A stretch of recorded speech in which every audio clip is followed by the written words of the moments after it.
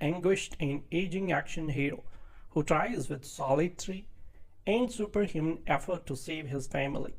So the franchise's premise is slightly different from the very beginning, as nobody gets abducted in Taken 3. Instead, Mills hurtles across Los Angeles partially to evade law and wrongly convinced he has killed his ex-wife, so Leonore, and also to look for, find and kill those who framed him of the murder. So those expecting Mills to tear around town like he did in Paris and Istanbul in the first two films will be disappointed. Apart from minor pyrotechnics in some buildings and a pile up on the 710, Los Angeles is spared excessive mayhem. That's because the flow of the action is repeatedly interrupted by Mills' needless clandestine meetups and Kim, and by sequences of Detective Frank Dolzer either pondering the alleged murder while eating bagels or ordering around his underlinings.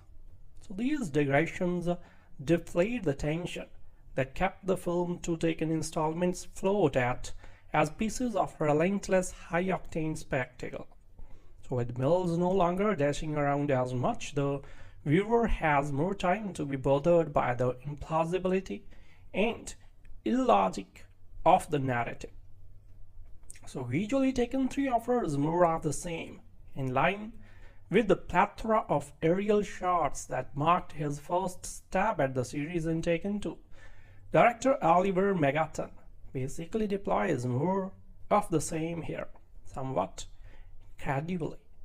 The film even ends with the exact same Malibu Pier shot that concluded the previous film while adept at bombastic action scenes. The French director of Transporter 3 and Colombiana struggles to come up with imaginative ways to play out some of the drama the complicated plot calls for. So there is a notable lack of subtlety. For instance, in the crucial relationship between Kim and her stepfather Stuart, or in the hackneyed flashback sequence outlining the personal background of the film's villain, over-the-top Russian gangster Oleg Malenko. Compared to the first two entries, Taken 3 has in some ways matured and mellowed, with politically incorrect racial stereotypes that were flagrant in the earlier films no longer apparent this time around. If only the filmmakers could have conjured something more substantial to replace the gratuitous bone crackers of yore. In any case, there was a dangling thread here allowing of more future Mills-induced mayhem, even if we are told over and over that it's end here.